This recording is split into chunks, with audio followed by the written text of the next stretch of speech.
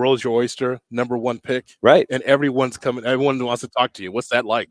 Yeah, as a front office person, this is kind of what you dream of in terms of opportunity and flexibility, and to shape a roster starting from the ground floor with picks, but also to be able to hit free agency.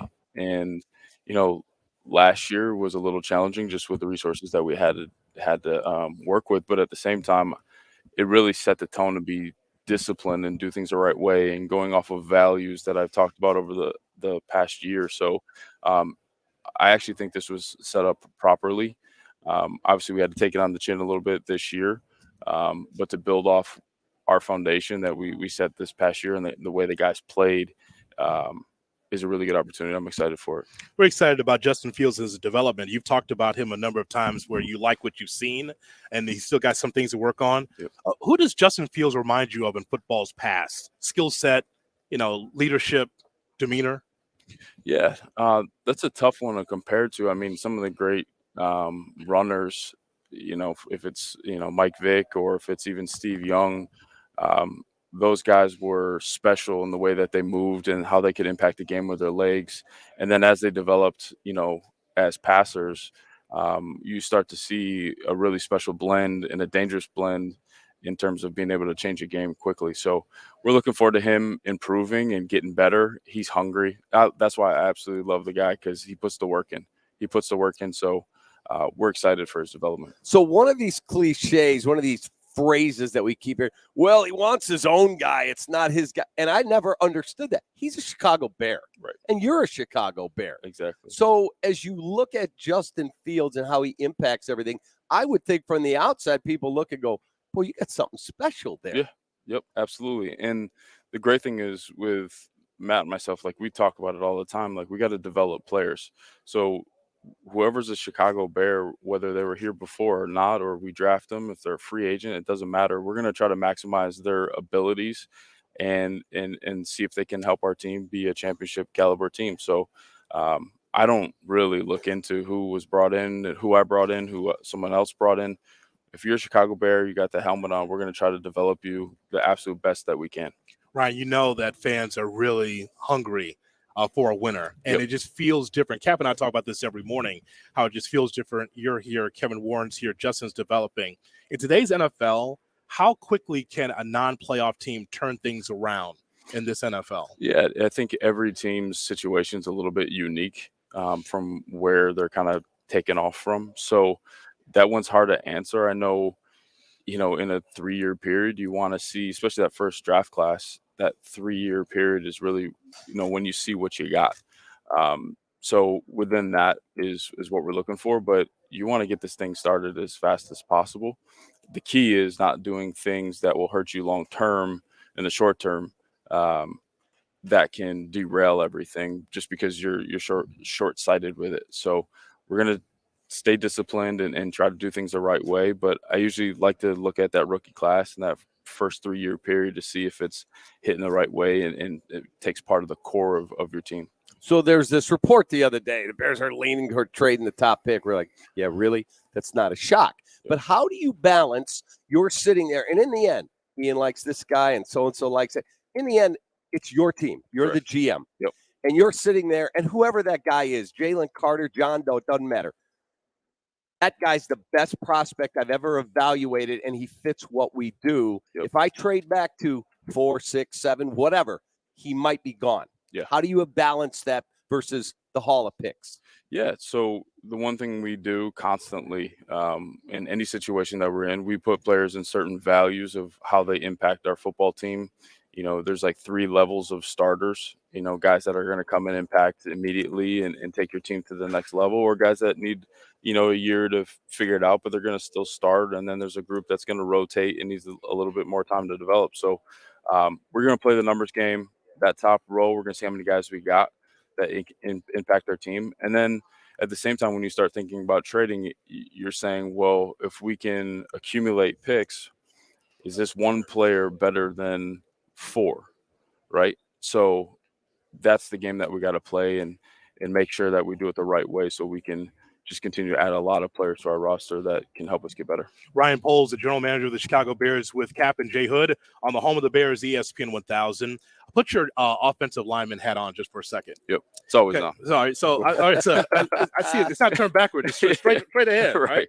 So Cap and I talk a lot about Braxton Jones. Yeah, and we're just wondering from your viewpoint, his versatility as an offensive lineman. Yep. Do you see him on left side, right side? What do you think of his measurables and his intangibles with the team? Yeah, the beautiful thing about him is the intangibles are high, so we really don't put a ceiling on him. I think his ability to play left or right is there. I don't think that would be an issue at all. His length, his feet, his intelligence, and really seeing his confidence grow through the season. And as an offensive lineman, we usually talk about corners this way, but you got to have a short memory. Things are going to happen. These elite pass rushers are going to get you. There's going to be a twist that you miss. But the short memory to come back, the next play, wash it away, and try to be as consistent as possible. He has that. Another guy that has an incredible work ethic that just keeps putting the time in to get better. And it was a really cool process to see him come in from rookie minicamp and then finish the whole season. I think he played every single snap. So we have high expectations for him moving forward. You see that, Cap? We're rooting for him. We've been talking about Jones. I like that he played every snap. It tells me because everybody's banged up. Yeah. He's got intestinal fortitude. Absolutely. Got to have it. Okay, so I went back and looked at the Eagles' O-line. Mm-hmm. There's a guy drafted in 2011, another one in 2013. Like, they built this thing over time. They had one hiccup when Peterson left. Yep. One bad season. They're right back. Yep. How realistically, how long does it take to drop talent on the roster and then to have to learn how to win? Yeah. Once you get the culture set up and you're expecting, you have your team and they're expecting to walk into every game, to win, that shouldn't take too long if you bring in the right group of people. And I think the big thing with offensive line play is you have to have five that play well together. Correct. Regardless of where you're drafted, where you're coming from, can that group play together? And the great thing is we had our exit meetings with our players. And the one thing we learned, and we knew this, but, Chris Morgan does an incredible job with that culture, with that room, the way he has it set up. It's a different group of guys. And I'm excited to see them develop as we add more talent to be a special group because they're just wired a little bit differently. I mean, they got barbecues going off the back door of the facility, and they spend a lot of time together. They enjoy being together, and a lot of that has to do with Chris Morgan and the culture that he set up in that room. Ryan, your former team, the Kansas City Chiefs, win the Super Bowl. What makes that organization so solid and at a championship level more times than not? Yeah, it's a combination of the front office work, the coaching staff, those guys working together to improve the team every year. And now they're in a situation where it's what I talked about, expecting to win. They walk into every game expecting to win it. And that comes with a little bit of this swagger and confidence that's important for the entire organization.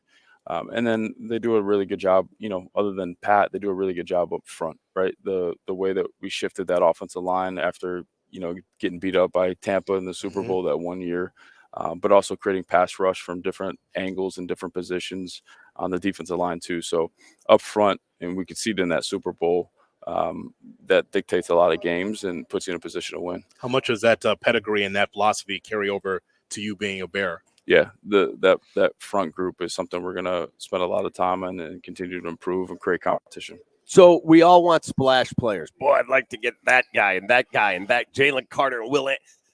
I think the biggest thing, yes, you need those, is the depth of the roster. 100%. That is where you need to, and that takes more time, correct? Yeah, it takes time. But also, I think if you do a good job, I'm not going to say it's not easy drafting in the first, 50 picks, first 100 picks, but you got to do a really good job being able to see different traits and makeup on the back end of the draft too. Because those guys, as you accumulate them and they're developing, they can provide that depth. And the same with free agency. So I really think that's important. As you know, especially up front, I was talking to one of the O-line coaches. I don't know if I've been on a team where the front five plays all 18 games. Mm-hmm. So that next group of guys that have to fill in have got to be ready to go and play at a high level and be able to mesh with the rest of them. Ryan Poles, general manager for the Chicago Bears, with Kaplan, Jay Hood on the home of the Bears, ESPN 1000. there is that fine line, I'm sure, for Coach Eberflus to say, man, you made the opportunity to be the head coach. It's go time. And he wants it tomorrow. But you have to preach patience in your position, right? So what stood out about Coach Eberflus in his first year? He wants to impress and be able to get stuff done right away. Yeah. But, of course, you're saying it's incremental progress, right? Yeah, the way that he compartmentalizes everything is incredible. I can't tell you how fortunate I am to have a partner that sees the game and sees a roster building process like he does. It's really special because that's, as a front office person, those are the things that kind of keep you up at night, and you're wondering like how much patience does coach have. We're trying to do this the right way. He's all in terms of building it the right way. He's actually an incredible evaluator, which for a general manager, that's a big deal. And oftentimes we're on the same page, and when we're not on the same page about a player evaluation, we'll sit down and watch them together and get on the same page. But he gets the process, and it's been an absolute joy to work with him and do this thing the right way. And have a level of patience to develop talent. I mean, that's a stressful thing for a coaching staff to say, you know, we're going to play a lot of these young guys so we can build it the right way. And they've been incredible at doing that, especially in year one. I was watching something on NFL Network last night, and they were talking to some former executives, and one of them said, the toughest thing about being in Indy is I don't ever get to see the drills because I got this agent wants to talk about this extension. Yeah. This player needs to meet with me. My coaches want to go over this. He said, that's the thing you miss out on the most. Is that true? Partly true. There's a lot going on that pulls you in a lot of different directions and takes you away from the main thing. But at the end of the day, I would say the interview process, sitting down with the players, face-to-face time, because that's what you don't have. We can watch as much tape as we need, but getting to know the man, it's a grown man feel. Like when someone sits down, you're like, that's a grown man. I want to put him in the car and take him back to Chicago with us. I saw a few yesterday. I said I'd like to load him up. Yeah. So that's what you're looking for in that process. So that's important. Yeah. Usually we're all locked into that. Nothing's going to take us out of the room for that. And then it's the medical piece that no one really sees, but that's the really important piece of the combine. In terms of the movement stuff, again, you can always go back and watch that on tape. You really shouldn't get too far away from the fall tape anyways, because that's the football player. You can be fooled with the stuff in shorts. So if that you get pulled away from some of that, it's part of the process. You know, you don't lose too much sleep over missing that. You can always go back and do it. And again, you don't want to be influenced too much because the further we get away from the football tape, the more mistakes you can make. Speaking of sleep, okay, so you have your personal time, and also this is your draft time. What's personal time? Yeah. I mean, exactly. There's got to be surprise. You got to sleep at some point, right? Yeah. That's your personal time, right? Yeah, You gotta exactly. you got to put your head on the pillow at some point, right? Yeah. Yep. What's the latest call that you've received from a team? 1 o'clock in the morning, a little midnight action.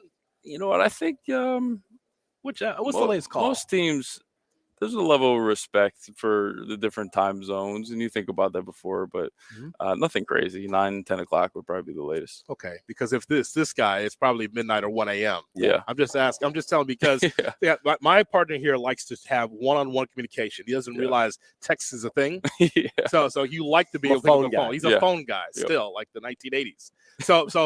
But the text and the calls, it's like they cut off 9 or 10 o'clock. They respect your time, right? Yeah, and the other thing too is I'm getting better at I joke about personal time, but I'm getting better learning through this first year. You do have to put the phone down. You know, I try to charge it in the bathroom instead of right next to my bed because I'll be going through everything at all hours of the night, and using a little the sleep mode just to kind of shut things down and rest. So, you're fresh enough to make good decisions. You also talked yesterday when you met with the media. Yeah, there is a scenario where I could trade before free agency so that you go to free agency, I actually don't need that 3 technique because I got this one in a deal. Yeah. But the medical part that you just referenced is such a huge part of everything. Is it more likely a trade doesn't happen this week because I got to see the medicals? I really like that kid. I can't believe he's got a degenerative this. Right. Yeah, but the timing works out all right. So we can stay open-minded with that. When we get out of here, we'll have a good idea of where, if someone's, flagged, that we can have some conversations early next week or even this week as things are happening. to discuss where that's at and what our numbers look like, in that certain range where we feel comfortable. So there was a story that when the Bears signed Julius Peppers, they chartered a plane. Mm-hmm. Lovey's on it. Jerry Angelo's on it. They fly down and they call, all right, we're at the door. Let us in. Right. Boom, 5 minutes. Deal. Done. Right. Does that still go on? And do you have a charter plane at Chicago Executive waiting to go somewhere? No, I don't think that happens as much. I think that's a unique situation, but if we need to do that, we will. Yeah. Yep. So, I mean, at moment's notice, if there's a guy you're going to key in on, you'll be at the doorstep, Let's go. right? Yep, absolutely. What's Kevin Warren like? Awesome. Yeah. We've taken some time, maybe 4 or 5 times, to sit down and get to know each other, talk about different topics, discuss where we're going as a team. It's been really good, and I have an unbelievable relationship with Ted as well. But it's been really good to sit down and discuss kind of how the first year went, where we're headed, what direction we're going, how he sees things just from his experience, and really bringing knowledge from a totally different experience than what's in the building right now. So great man. I'm excited to have him. And, there's something between us. I think it works really, really well. Before we let you go, what's one thing? Oh, I didn't realize that was going to be something I'd have to deal with as a general manager, because you think you know what you're walking into. You never do. Oh, man, there's so many things that pop up where you're like, Foose and I we've talked about the turf in the stadium, like what kind of grass, we're redoing the indoor turf in the Walter Payton Center. And we have samples out of all the fill that you put in the turf and the different types of companies. So we're like touching the turf and talking about just things like that. That you never had to deal with before. Yeah, that you never have to deal with before. And then it's just the unexpected. With so many people in the football operations, there's different things constantly going on that you're like, I can't believe I'm dealing with this, that just hit from left field. But at the end of the day, you're a problem solver. Like, that's what this job is problem solving and setting up an organization to be successful and run properly. So, there's all kinds of things. I can't even think of all of them right now, but there's a ton of surprises. But that bed and facility is still comfortable. You told us last time we spoke that bed is nice and comfortable. Thread count exactly how you want it. Exactly how I want it. Used it a lot last year. Now that we live right around the corner, so I can at least make it home now. Yeah. Thank you for your time. Absolutely. We look forward to working with you. I had a blast. You got it. All the best. All right. Ryan Poles, the general manager for the Chicago Bears, with us on Kaplan J. Hood on the home of the Bears, ESPN 1000.